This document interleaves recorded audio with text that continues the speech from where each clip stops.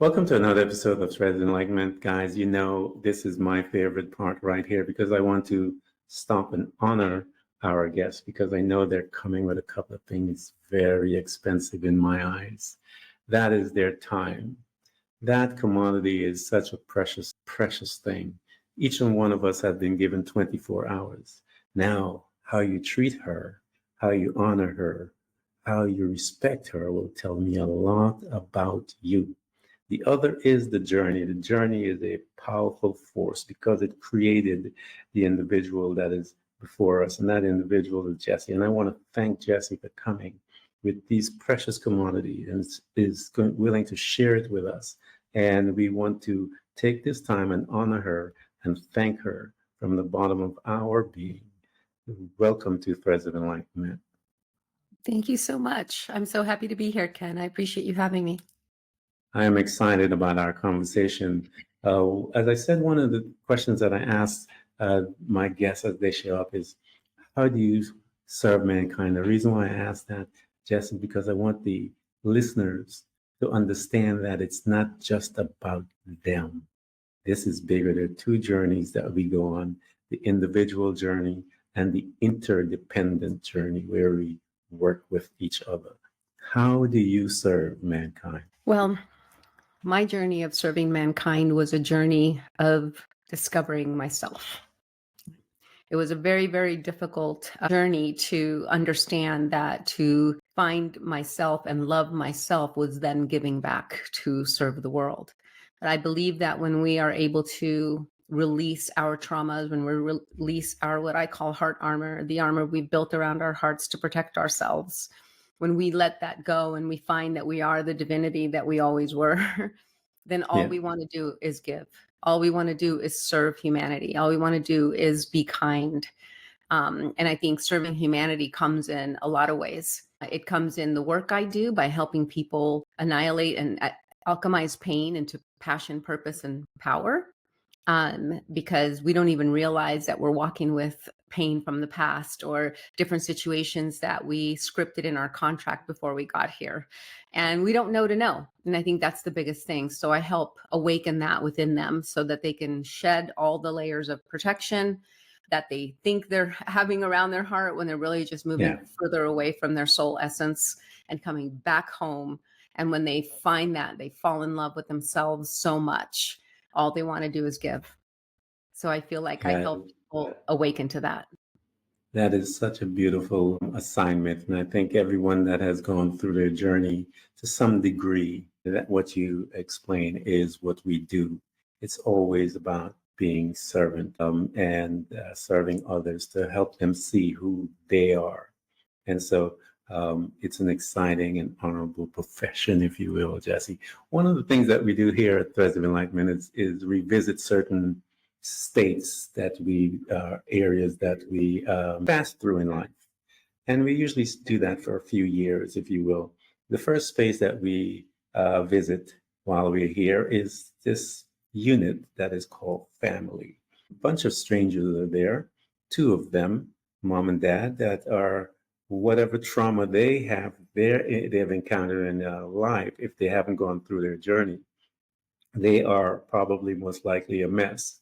And they see the world through those prisms of trauma. And then these two strangers are now going to educate you and all of the other, if you have siblings there, the other strangers there. So invite us to this pod, if you will, that they call the family. Sometimes they call it, Jesse, the lab, if you will, and invite us to that family, if you will.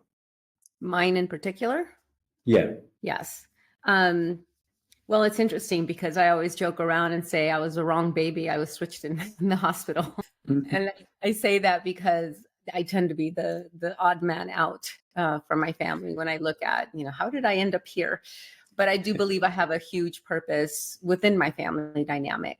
Yeah. Both my parents immigrated to the U.S. from Peru, and they became citizens. I remember very many long hours as a little kid waiting in line for them to get sworn in. And it was a proud moment. And they brought, like you said, their wounding. to their Yeah. marriage and then consequently to us. And so, I experienced abuse with my father. And in the Latin culture, there's so much passion and there's so much love and there's so much, like physical touch is kind of like the thing because we're just very touchy feely. And there was so much that I didn't understand. I just knew this was my life. I didn't understand. I didn't know any different. And for my mother, it was, make sure the house is pretty, make sure the food is cooked, make sure that everything is taken care of in the house and the kids get to school. And that was kind of the extent of relationship I had. And so it was very tumultuous in the context of how my dad pulled me into his world, how my brother felt isolated, and how my mom felt isolated. And so, in the context of my family dynamic, if you had a helicopter view of my home, my brother was in his room listening to sad music. My mom was in the kitchen with a little TV watching her telenovelas. And I was in the living room sitting on my dad's lap watching Benny Hill, if anybody knows who that is. Wow. You How know, would your dad have you watching Benny Hill? it was so inappropriate, and I I was sitting on his lap, which I won't Yeah. get into detail, but that's kind of that was the normal in my home, all the Wow. way until I was 16 when I tried to tell my mother and she didn't understand. I used the word molest, and my dad, molestar in Spanish means to bother or annoy. And Yeah. so he twisted my words. My mom never spoke to me about it again. And so for the next 2 years, I continued to run from my father. And, when I turned 18, I rebelled. I said, I'm out. What time do you want me home, Dad? At 10. Okay, I'll be home at midnight. Like it was that kind of attitude and energy. I just wanted to get away. I didn't want to be home. My mom suffered a lot. She cried, wondering, she's like, why are you doing this? And I remember a specific moment looking at her going, how can you ask me that? And I Yeah. didn't have words. I just looked at her and I left. But and then subsequently I met somebody that figured out what was happening with me. And once he figured out what was happening with me, he called it out. He brought me home late one night and my dad was on the porch furious and told him to get out, told me to get in the house, and yelled at me throughout the night. But the next morning my then boyfriend asked, what's up with your dad? And I said, what do you mean? He was mad because you brought me home late. And he said, no, that was not an angry father. That was a jealous man. And those Wow. words opened up Pandora's box for me and allowed me to vent out probably more than he needed to hear, to be honest. But it was the first time anybody had spoken into what I was experiencing. And at that moment, when he still wanted to be with me, it short circuited my brain because I had already scripted the story that I was now worthless and dirty and nobody would ever love me. So when he loved me anyway, I fell madly in love. And at 18, got married. And then subsequently That's went into my next 18 years of abuse. from the same gentleman that you met, that you were married to? Yes. Wow. Yes. He came from a It's very abusive background as well. And he was the youngest of four, an alcoholic mother. And I do want to say this, I kind of say this little caveat. When I speak of my father, my ex, it's never to vilify anybody. Like I love my father, I love my ex. And I say that because I share my story because it's what happened. Yeah. It's not for blame. It's just to help understand the divine choreography in my journey and what I signed up for, right? To be here and the people that signed up with me to give me this lesson. And what we both brought in the marriage, we were young. He was 21 and I was 18. And, his mom called him a loser every day. And, she had a bottle of, a glass of vodka at 10 a.m. in the morning. His sisters would be unconscious on the floor when he came home from school. It was very, very traumatic. So when we met, we thought, okay, he said, my kids will never see me drink. And I said, my kids will never be molested. And we thought we fixed it. Yeah. And this is the part of what I do. You ask like how I help humanity. We don't know to know, right? Like I had the obvious. I knew that I had gone through this childhood abuse. So in my conscious mind, I'm like, well, I'll make sure that never happens to my kids, and thought I had fixed it. I didn't understand the emotional trauma I was bringing into that marriage, and he was bringing into that marriage, which consequently led to a very tumultuous, very vulgar, volatile situation that I now endured for the next 18 years. Wow. I came from a place of violence also. And I remember just when I said to myself, I will never be like them. And one day I woke up and I was them. Yeah. And I began my journey to understand what happened, how can I learn how to manage this, what's out there for help, to help someone like myself. And I remember searching the globe through books and all kinds of different means to gain insight as to how did I end up here, someplace that I said to myself as a young man, I will never do to my kids until we began to deal with the root cause analysis that they trained me in corporate America that we have to do in our life in order to uncover that. And that's what we call the journey. So here's this girl.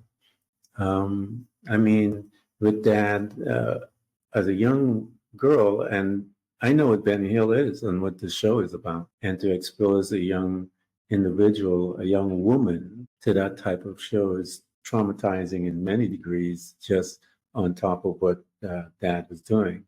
And here you are, you met this young man, and you guys embark on this new life, if you will. You got married and so forth. When you were there, Jesse, when you got there, bring us there for a moment, because I know when usually I remember mine as well, because I got married young. You thought that this was a little heaven on earth, that you were going to fix it.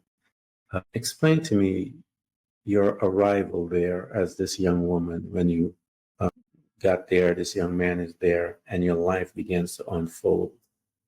How were you handling all of it? Well, I came from already hypervigilance from the context of safety being lost. Yeah. So entering now this marriage and my father he could be explosive. What I remember, stupid was one of the words he would use with us. Yeah.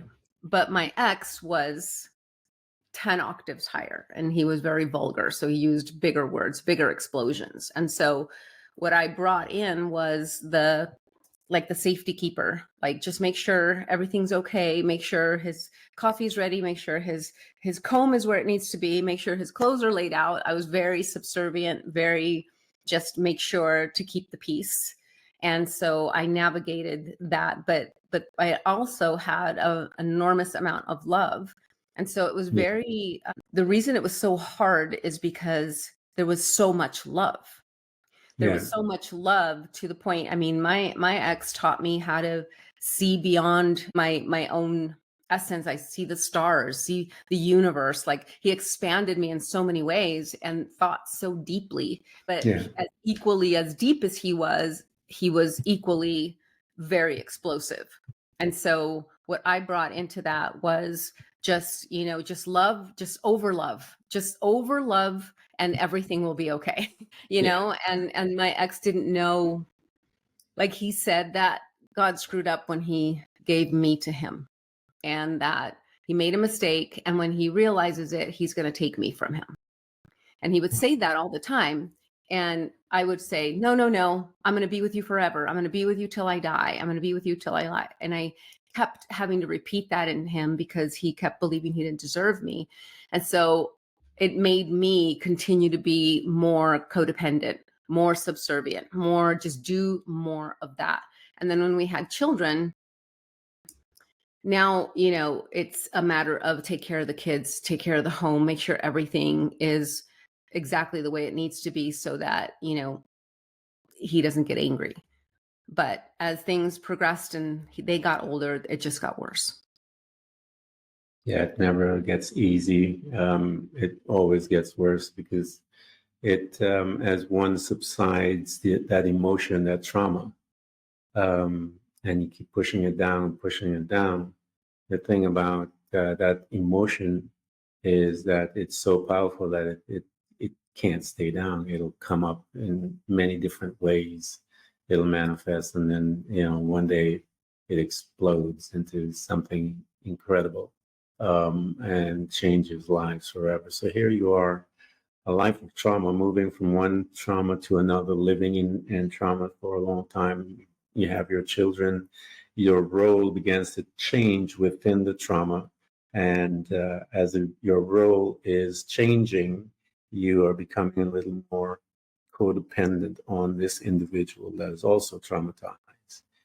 As you are there and you're now looking at these young people, these young individuals in your life, what began to happen to you, Jesse? Because looking at them, looking at him, looking at your situation is going to start to, there's going to be a dance within yourself that's going to be start questioning things. How did you move when those traumas or tremors started in your life, as far as where the disturbance? I always tell people, when you're not where you're supposed to be, there's this turbulence that starts to just boil and begin to make you uncomfortable there. How did you recognize that that began? Because again, you're looking at the safety of your kids and safety, safety, safety. What was happening to you in that space? I was reaching a numb state. So because my go-to emotion in times of trauma or challenge would be sadness. I didn't go to anger, I internalized. So as the dial kept turning on what I was experiencing, because in my interpretation or my perception at the time, I did not see a way out. Mm-hmm. Divorce was not an option. It just wasn't. And I wanted to take my own life, but because I thought, if this is life, I don't want to live this way. But having my children and knowing what that would do to them, I couldn't do that. But I was praying for somebody to blow the red light. I was just like, just please just take me out of this, because then I can be done. And then I was, having fantasies about when he would travel, that, something would happen and the plane would go down, and then having massive shame and guilt over thinking such a horrible thing. But because I thought, then I could be the widow and that would be okay. You know what I mean? Like that was, I started to think this way, like, how can I get out of this situation to include death? So apathy was what I started living. I went into this numb state. I knew that I was just a physical body walking. And that's where I started to realize that this is not survivable for me. My soul, my essence, the light was dimming. I was down to a flicker.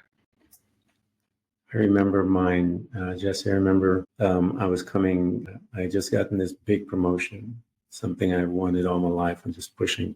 Yeah, I got it. And I'm coming home in my car. I was in Florida at the time, living in Florida, coming from Tallahassee, going back to Orlando. And I'm driving on 95 and thinking about my situation, like I was in the midst of this really intense trauma within my marriage. And I remember talking to myself, Jesse, and I recognized that I can make it work. All I needed to do was die. And I remember thinking about, what does that look like? And in my car, I'm on 95 and trying to picture, what does that mean? And I remember, okay, I'd have to die here. I'd have to die there. I'd have to die there. And all of a sudden I got emotional, pulled my car on the side of the road, jumped out and started screaming, I will not die. Because I knew I had to die. I said, I will not, and I said this language, I will not commit, myself to dying here. I'll not commit suicide within the marriage. You know what I mean? Where you'd have to kill your personality. And I said, I will not do it. And here I am in my suit, and people see me on the side and screaming at the top of my voice. I refused to die, but I knew that I could make it work, but I had to die. And I was not willing to do that because I didn't know what that looked like and what I would be there. So here you are. Internally, you have this thing as well, looking at yourself. And I many times I wanted to commit suicide, but it was the kids. I couldn't do it because of my kids. I know the thoughts were there and all that stuff. So I was there. Being in that space, yes, and you recognize that you're going to die, you have to. How did you begin to make the decision, no, I want to live, I need to live? And what were those incident energies people will start coming into your life because they did in mine that will address some of those things. Talk to us as to what began to happen to you when you made that decision. No, I need to find a way out. Sure. I love this part of the story because in telling it, I hope to give power back to people that feel helpless. What triggered for me, which I call it another short circuit moment, was that finally, after a lot of planning and resourcefulness, I was able to take a community course because my ex was very controlling and I didn't do anything outside the home. But I took this course because I really wanted to be somebody. I wanted to help people. And so it was a emergency medicine course. And it was an act of kindness. I went through the class terrified because I knew how jealous my ex was. Teacher said, the only way to pass this class is you have to have group study. And I remember looking for all the women in the room because there's no way that I could have group study with a man. My husband won't allow it. That's how scared I was, peeing my pants in the back of the classroom because the teacher was going to call on me, because he has us stand up and introduce ourselves. And in the context of it, my ex broke his legs, his tib fib. He broke his tib fib on a motorcycle accident. And I was having to do a 10-chapter quiz and studying. I had to go to the hospital in the morning before work. I had to go on my lunch hour. I would go home and feed the kids and then go back to the hospital. And I'd be there till 10 or 11 o'clock at night. And so I ended up flunking and I was devastated. The good girl mentality, I have to be the good girl. I have to get good grades. I have to do that's kind of what I adopted. And this was the first thing I had ever done for me. And now I flunked and I was devastated. So the teacher knew something was up because it wasn't like me. And so, and emergency medicine, you can't flunk, right? If you flunk, you flunk. If you flunk the test, you flunk because you're not going to go answer 911 calls and not know what to do, right? So, so the teacher said, what's going on? And I shared with him about what was happening. My husband, his legs, blah, blah, blah. And so he gave me an option. He said, I won't give you a fail. I'll give you an incomplete if you promise to take the class again next semester. And I jumped on it. I was super excited, yes, I'll do that. But what happened is I was able to continue to audit the class the rest of the semester. And the class is half lecture, half scenarios. And so because I was auditing, I became the patient. I became the patient for these mock 911 calls that he would make the students go through. And in the context that he would put me under stairwells, in elevators, under cars, under homes, I was just this. And for me, it popped something open in me. I was terrified, but these people were pulling leaves out of my hair and they were being so kind and they were thanking me. And then they all pulled together and put money and bought me a Best Buy card because I ended up making this montage video. This is back in 2003. So making these slideshows was not easy. I had to take pictures and then put them on video. Yeah, it took a while, but I did this whole montage video. And so they saw I was a little techie nerd and they bought me a Best Buy card. And that's simple, but what it gave me was I didn't understand. My father had told me everyone wants to get into your pants, so don't trust. My ex had told me people want to break up a good marriage, so don't talk to anybody about our marriage.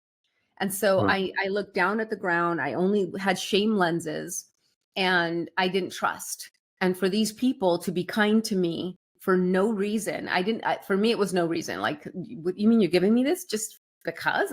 To me, creating that video was just a gesture of giving back to them so they could see their journey. They came in with mohawks and earrings and now they're in uniform standing at attention. It's just beautiful. And that act of kindness, it short circuited me again. And that I thought, I don't know what this feeling is. I didn't know to call it kindness. I just knew that something in me came alive. Whatever light was still there, whatever flicker was still available, it fanned that fire. And I thought, if this feeling, whatever this is available, then life is worth living. And I knew that there I came alive. At home, I felt dead. And so it gave me enough courage to get out of my situation. It was that act of kindness. And so that's why I love to share the story, because as we hear things happening in the world or happening within our world and we feel helpless, we are not. Because one act of kindness can change the trajectory of someone's life like it did mine. And it always does. Kindness will always make an impact on someone. There's nothing, be that kind person, guys. As Jessie's telling her story, I know some of you, men and women, may be caught in a situation where you are in dire need of help. And we're going to provide, we're still having this conversation, but I just wanted to interject here. We're going to provide everything for you guys to get access to Jessie, because I remember that space, the dark times. And the dark times, I tell people, the darkness is, it comes for a reason. But we don't get to understand it until we're out.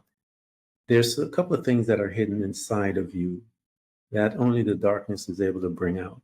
That ability to truly see parts of you that without the darkness would have never been visible to you. And that piece is to lead you to who you are. And you have to learn how to use wisdom within the darkness, especially those that are in an abusive system. You have to learn how to use wisdom. There are help all around you. Jessie's one of those. There are local helps in abuse system. There's other different helps. You have to learn how to use wisdom where you're at, and don't just go and do things wildly and so forth. Use wisdom and it will guide you. So here you are, Jessie. Kindness sparked something in you and you wanted more.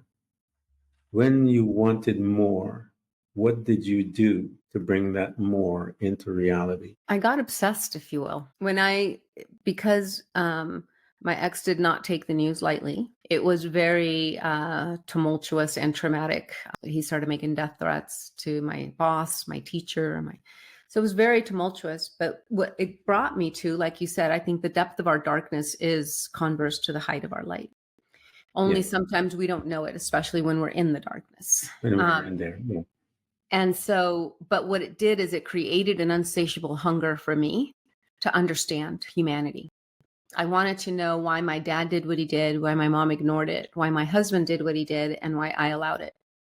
And I wanted to understand, what is it that takes a human being? And at the time I was 38 years old, not having a clue as to who I was.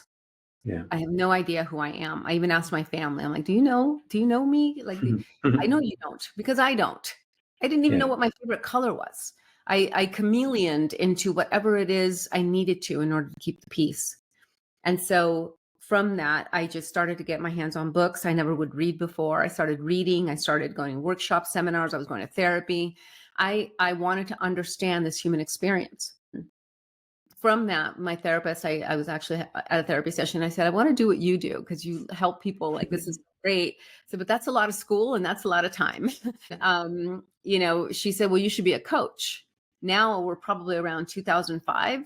And I'm like, soccer coach? Like, what do you mean? Like, I had no idea to be a coach. And so I looked into it, and I found a school that I loved. I love more tactile. So I wanted a physical course. A lot of them were online. And so I went with Coaches Training Institute, who offers 6 months of virtual training and then physical training. So I went and did that. And as you go through coach training, you go through it yourself, like you're your first client. And the more and more that unpacked, the more I fell in love with it. And from that has continued my journey to, I went to a seminar that the guy that was teaching it talked about his mentor, Tony Robbins. And I thought, well, if you're that good and your mentor's Tony Robbins, who's this Tony Robbins guy? So I started to look into that. And then once I entered that arena, I was like, oh my God, like, what would it be like to work here?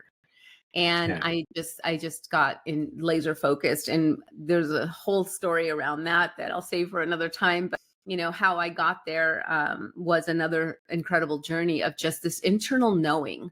I believe we have a divine contract, a divine contract that we made with God, the universe, or whatever, before we got here. And There was something in my journey. I was just talking to my daughter about this, that said, there was something in my essence that had me consistently not only survive, but look for ways that even when I came out of my divorce, I was so scared. I mean, I didn't even know how to drive out of my own city. I had to buy a Thomas guide back then. I think MapQuest was just coming out, just to drive out of my own city. And I was terrified of so many things that I started to, again, not knowing, but just some knowingness in me, I started to do things that challenged me or scared me. If it scared me, I signed up for it because I knew I had to break from the things that were keeping me a prisoner. So I took an improv class that terrified me, an acting class, to do that to people. Like I was like so shy and so introverted, but I knew I had to do something because I knew I had to take care of me and my kids, because from that situation, I mean, I was turned upside down. Like, we foreclosed on the home. He turned the cars in. They were in my name. So we have repos. I mean, my credit was shot. I was turned upside down. Now I'm making $10 an hour back then. Yeah, $10 an hour back then, hoping to find a place for me and my 3 kids to live. And so there wasn't an option. I had to. And there was something in my essence, I think, scripted, that gave me the ability to make these decisions that said, you're going to figure this out. And even though I cried a lot and I felt despair and I felt like I wasn't going to make it, I continued to persevere. And from that, becoming a Tony Robbins coach allowed me to coach people from all over the world, which was fantastic because you start to see patterns in human behavior. Doesn't matter where you're from, right?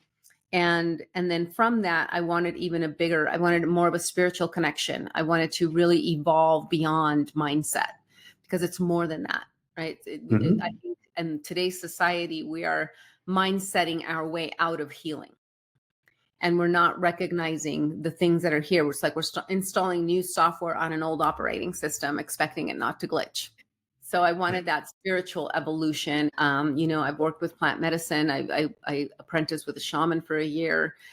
So I continued the evolution of Jessie, this beautiful woman that I learned to hate, to turn into love.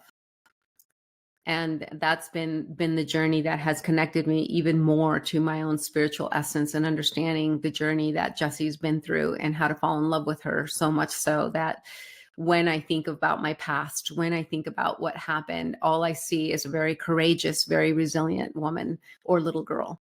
And that allows me to really throw away the judgment hammer. I had so much judgment around myself.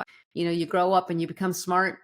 And, I used to think, I could have fought my father off more. I could have spit, screamed, kicked, poked his eye. I could have done all these other things. And I would condemn myself as a little girl.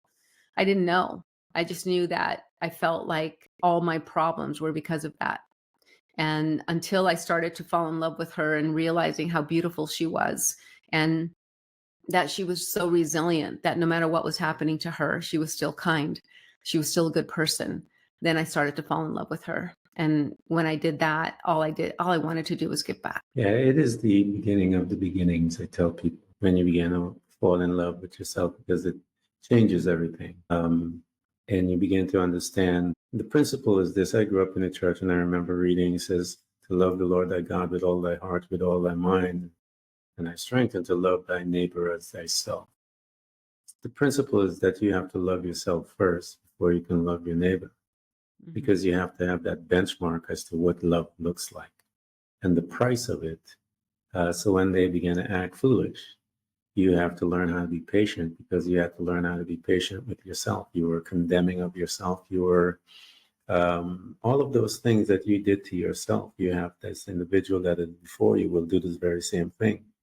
But how you reacted to yourself and how you gave yourself the opportunity to expand, you'll do the same. And so that love you had a chance to practice, as you said, you are your first client.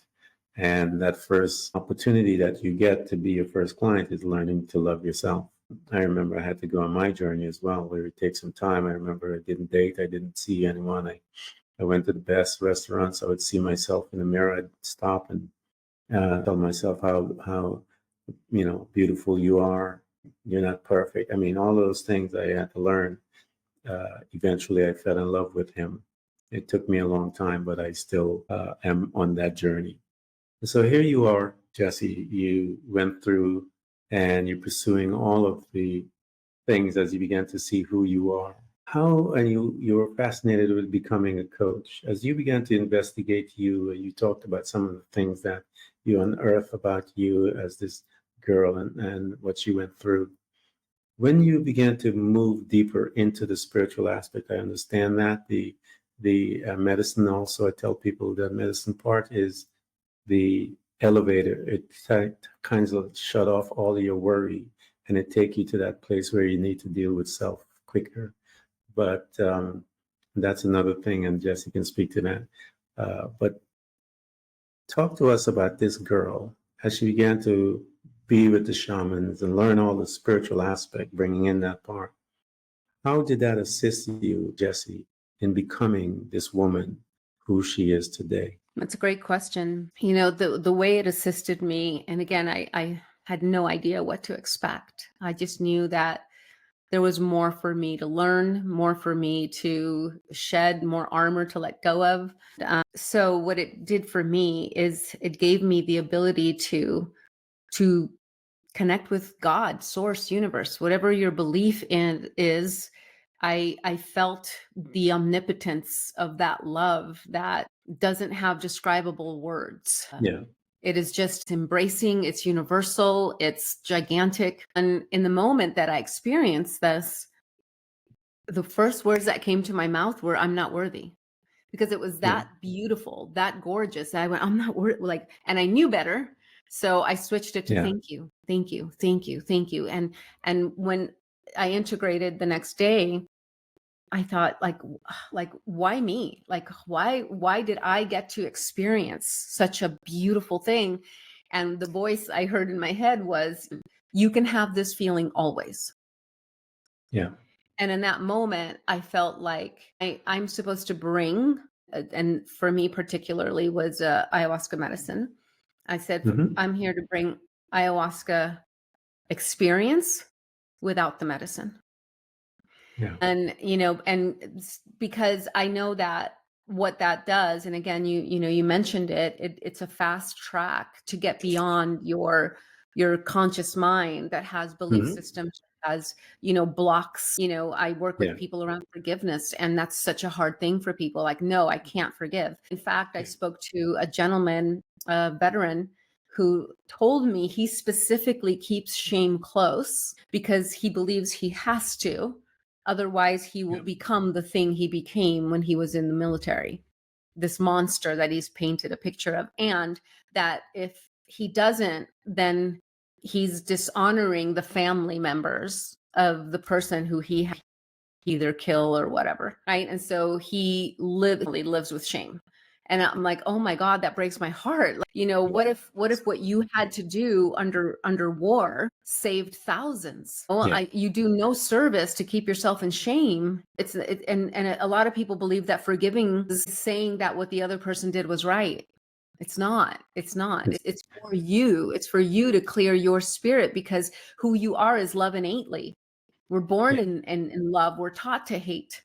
And so we can come back to love again. And when you are able to forgive yourself and you forgive others, you set yourself free. Your spirit can now soar. You can now live in an unapologetic state of your magnificence.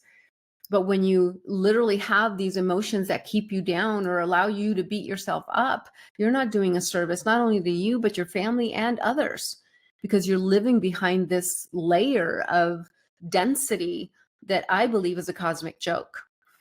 I call shame as a cosmic joke because it's this imaginary thing that we've placed on ourselves, telling ourselves that we're not enough or we're bad based on whose rules? Based on what? Like, right? It's like we adopt these belief systems from, society or what the news says or whatever, or the models that they put on there that you're supposed to look like that or you're not good enough. It's like the constant not good enough cycle that is being fed to us via the media. And so we are consistently looking for ways to be better and compare ourselves. And it's a sign up for suffering. So for me, it was being able to understand this life journey from a place of love, that love is the answer. And, I for so many years, I was told, love is nice, Jesse. That's great that that's what you're about, but love doesn't pay the bills. And Yeah. so I didn't know what to do with myself. I'm like, well, what do I do then? And now I'm like, look, if you don't love your clients, you won't have any. If you don't love your employees, they won't be connected to your mission. And if you don't love your family, they will leave you. So tell me, this whole freaking journey isn't about love, the love frequency, and ultimately, like you said, joy, right? Which I believe is just love in action. Yeah. Same here. I believe it is. I think, all of you that are listening to us and listening to Jesse's story, I invite you to, in your pain, because she is saying her story and it reminds me of mine. And I'm very familiar with the pain, as Jesse is also. I am going to provide her information. You guys need to get that and reach out to her, because she has, the reason why she went through what she went through is because of you guys. That's why. Many of you don't know how to get out, just like she did. And so she had to learn how to get out. Many of you don't know what to do. So she had to go through that, so she knows what to do. Many of you were scared and terrified right now, but she has been scared and terrified, and she knows what to do to help you to get through that scared and terrified emotion. And emotions are all states. These are all states that can be shifted. You can be shifted by a song from sad to happy, with a song, a memory. And so when someone brings insight into your shame, insight into your all of those states that you have that will shift you, it is possible because we were shifted. Ken Primus was shifted. Jesse Torres was shifted by information, data came in, and we saw something about ourselves. And when we saw it, we started to believe it. And it takes time. But come, and we're going to provide everything for you guys to come. She will assist you to become. So here you are, Jesse. You stepped in. The spiritual aspect of it is very deep because it strips away all the other things that you have in there, and you begin to see the reality of stuff, that we are this powerful being. We are this beautiful creature that is one of a kind. You are the only one. You are an endangered species. Listen to me right now. You're an endangered species. There are industries that are here because of your individualness. A retina scan, voice recognition, fingerprinting, face recognition. All these industries exist because of how beautiful and unique you are. And so don't look at yourself as less than, look at your uniqueness and bring a team member, if you will, a guide that will able to help you strip away all the other things to help you see the beauty that is you. So here you are, Jesse. You have been doing this for a while. As I told you, I've been reading everything on you, and you are now creating the angels, if you will. Talk to us about one of those transitions that you had engaged with someone that was in that space of darkness, and through your guidance, through your questioning. I tell people the questions are asked to locate you. Through your guidance, with as you usher them into this new belief system. Invite us to one of those encounters, and how did it work out? I know as an individual what it does to you. What did it do to that individual when they made that transition from one dark perception to the other of light and freedom? Sure. I think it's such an important question because, again, a lot of us don't know to know. My client, Mary, she came at a time where she was highly successful. She had just hit her $5 million mark in her business. She was super fit, just looked amazing, and she had a husband and 2 sons. And so on paper or on Facebook, Yeah. she looked like she was highly successful and happy. She had this beautiful family, beautiful home, beautiful vacations. However, she was at a state of depression. Her husband was about to leave her, And she would go to like the soccer games, but she'd be on her phone 24/7. And so she didn't understand what was going on with her, why she was at this stage. And so she came for help. And as we started to uncover the layers of heart armor, what we realized was that she was living in comparison, constantly comparing herself against her sister, who was in the same business. Every woman, comparing herself to every woman and comparing herself to herself of last year. And she was always chasing. It was a cat chasing its tail. It was never enough. She just had to make more, be more. And it all stemmed from, as we started to unpack it, when she was 10 years old, a friend of the family's, it wasn't even a family, it was a friend of the family's, who told her that she will never be as good as her sister or as thin as her sister. And for whatever reason, this person made the statement and it stuck with her. So the rest of her life, she was living in a having to prove energy, so much so that she was exhausted. She was constantly checking her phone, making sure that she hit the next benchmark. And her husband's like, "You're not even here." And when we were able to unpack that, not only did she thrive in her business more, but now she's vacationing with her family. She's actually present and she's connected to spirit. She's opened up. She's fallen in love with herself. And it's just beautiful to watch, to see somebody who, you know, again, she didn't know to know. She didn't know to know it was that moment. Because again, we don't know. Like I say trauma, when people say, you know, well, trauma, they think it's like a rape or something big, which of course it is. However, it's more than that. To me, the meaning of trauma is whatever the child made meaning of in the moment of experience. So we're all meaning-making machines. And whatever happens in our journey, we start to create meaning around. You know, like a grocery shopping with his mother and is playing in the aisle. Mom goes to the end of the aisle to grab something. She can see him, but he can't see her. Lifts up his head and yells, "Mom!" And for those 10 seconds, she's like, "I'm right here." He anchored abandonment. Or he anchored, I could be left behind. He doesn't know to know. But now he's 35 and he's possessive and he's jealous and, you know, and he's losing girlfriend after girlfriend because he's afraid they're going to leave him.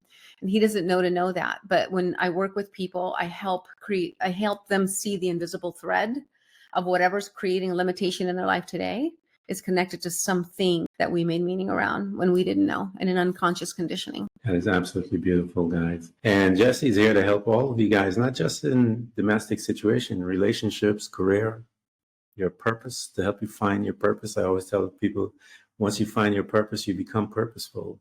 You'd be something else, because the purpose will lead you towards your assignment. We didn't come here to do a job. We came here to have and complete our assignment, as Jesse had alluded to it in the onset of the conversation. And once you locate your assignment, that thing that makes you happy deep inside of you, whether it's business-wise, whether it's whatever it is, whatever you will be doing, will have a servant part of it. It will tie into that, because there's something about that aspect. Again, whether it's in business, I don't care what it is, there's aspects of servanthood within it, and it is you. And you need to get there to find who you are. And Jesse's able to help you that, because again, it's all, this personal growth is all about looking and falling in love with yourself and finding out who you are. I tell people one of my favorite phrases as I'm getting older is, I am becoming. And I say that, when I say that, I'm becoming, in my mind, man, it opens up a bigger world, and it gives me an opportunity to keep moving and not to become stagnant. And I tell people, if you look in a natural realm and you see stagnant water, all kinds of critters in there. So you need to keep moving. And there's nothing like stagnation. Stagnant water is one of the most dangerous spaces to be in life. And so complacency is another enemy of your growth. You have to learn all these things. And I have a guide. I have someone who has been through some stuff. And because of that, she has found her way out, and she can assist you, locate you, assist you, get you out so you can have your career, enjoy it. You can have your purpose-filled life, guys. Jesse, I want to thank you so much for coming to Threads of Enlightenment. This has been a good one. Thank you so much for having me. And also, I wanted to let you know I have a little gift for your audience as well. It's a 10-step guide to freedom to help you know that no matter what your situation is right now, you can take action to find the life of your dreams. So thank you so much, Ken. You're welcome. Thank you so much for offering it to the audience. And guys, again, we're going to provide everything for you to have access to her. You have to bring your friends, have them get into her space, tell them about it. Those that are not listening to podcasts, get them to listen to this episode so they can hear and see what she does, how she did it, and so that you guys can come out and celebrate your newness of you. Thank you so much. Thank you.